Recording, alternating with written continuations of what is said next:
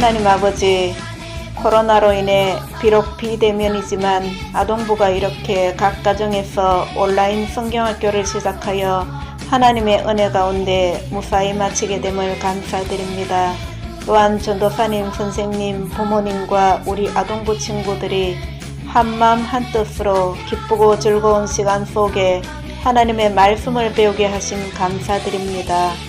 이로 인해 아동부가 주 안에서 하나가 되어 하나님의 나라를 이루며 아름답게 성장하게 하시고 하나님의 자녀답게 세상 가치관이 아닌 성경의 가치를 따라 믿음으로 승리하며 하나님께 쓰임받는 주의 자녀들 다 되게 축복하여 주옵소서. 겨울 성경학교를 위해 애쓰시고 기도로 준비하신 목사님, 전도사님, 부장님, 모든 선생님들 축복하여 주시고 하나님의 크신 은혜로 채워 주옵소서.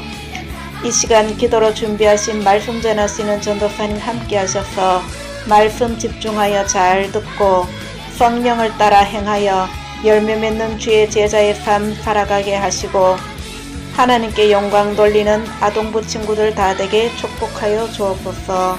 이 모든 말씀 예수님의 이름으로 기도드립니다. 아멘.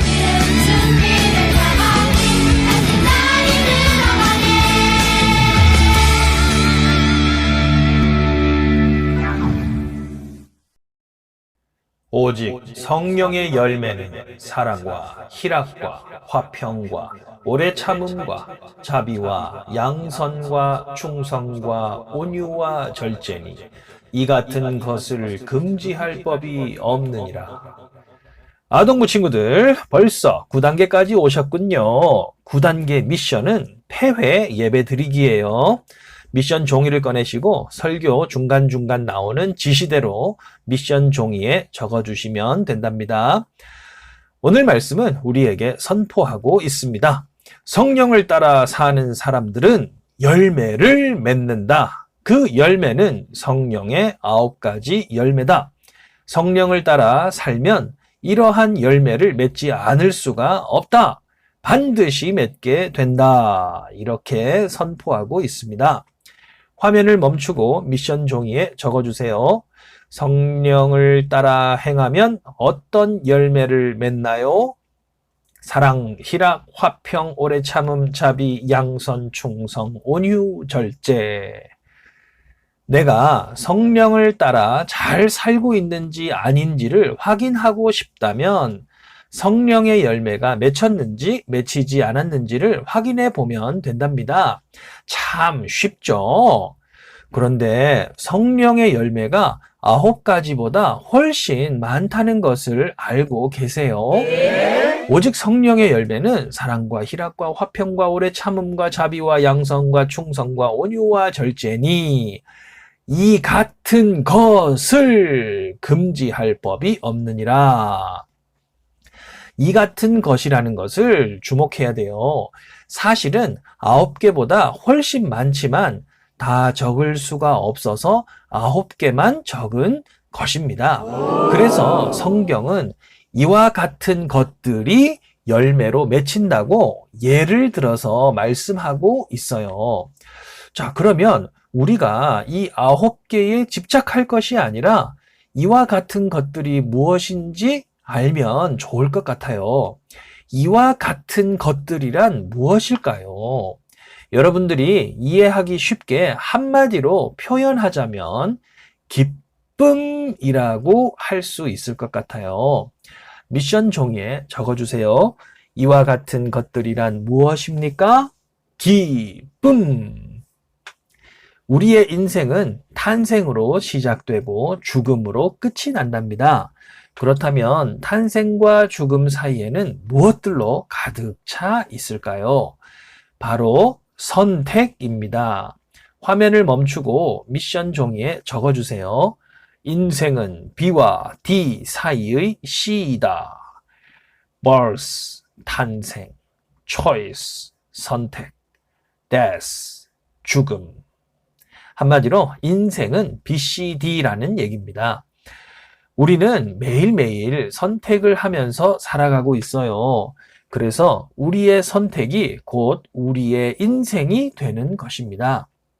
지금도 여러분들은 이 영상을 끝까지 볼까 말까 중에서 끝까지 봐야지 라고 선택하신 분들입니다. 우리가 성령을 따라 살아간다는 것은 성령님의 마음을 선택하면서 살아간다는 것과 같아요.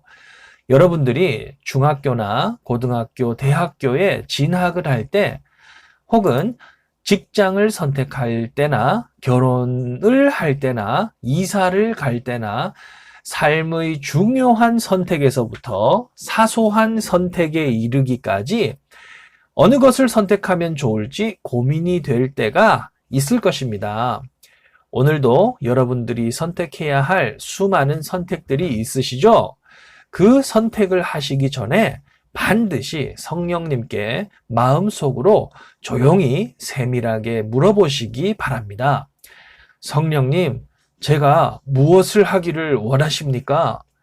성령님, 제가 이것을 하기를 원하십니까? 성령님, 제가 어떻게 하기를 원하십니까? 그리고 마음속으로 세밀하게 전해지는 성령님의 마음을 느껴보시기 바랍니다.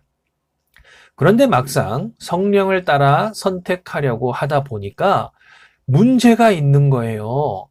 우리 마음속에서 일어나는 수많은 마음 중에서 과연 어떤 마음이 성령님께서 주시는 마음이냐 하는 거예요.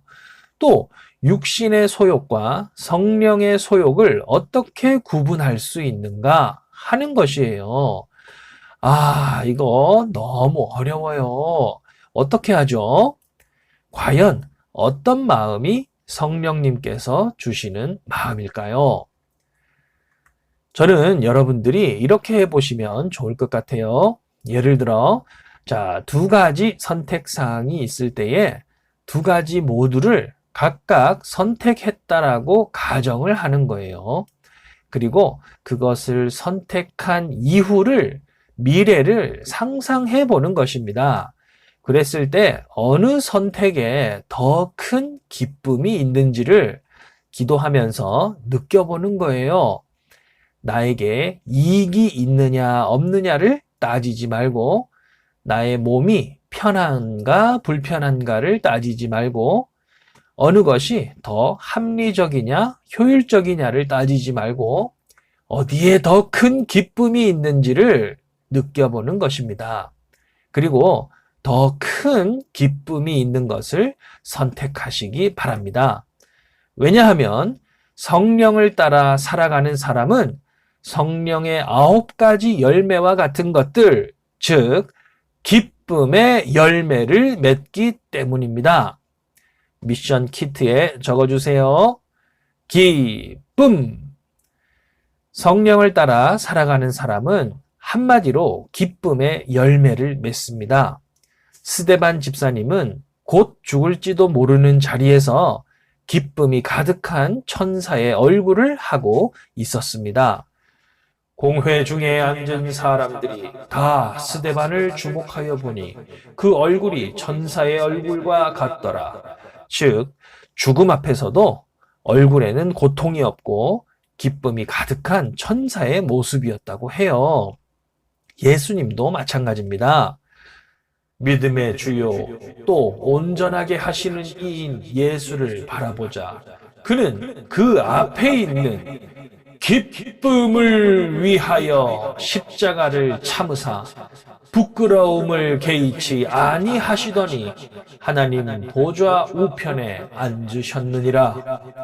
예수님은 돈이나 부끄러움이나 몸이 상하는 것이나 손해보는 것들을 선택의 기준으로 삼지 않으셨습니다.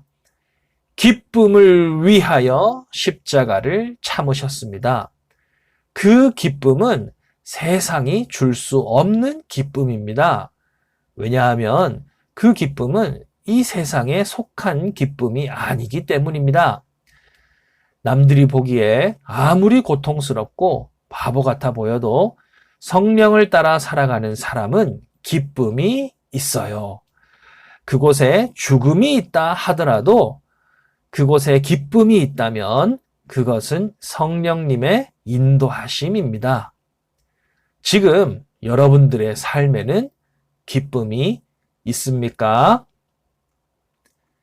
기도로 예배를 마치겠습니다. 하나님, 성령님께서 우리 마음 속에서 세밀하게 일으키시는 그 마음을 알아차리게 하여 주시옵소서. 그리고 성령님께서 주시는 마음에 순종할 수 있도록 용기와 힘을 주시옵소서. 그래서 우리의 인생이 세상이 줄 수 없는 기쁨으로 충만하게 하여 주시옵소서. 우리 아동부 친구들과 선생님들을 불쌍히 여겨주시고 은혜를 내려 주시옵소서. 예수님의 이름으로 기도드립니다. 아멘. 9번째 미션이 모두 끝났습니다. 여러분들께서 적으신 미션 종이를 사진을 찍어서 선생님께 보내주세요. 이제 마지막 10번째 미션이 도착할 것입니다. 여러분 수고 많으셨어요.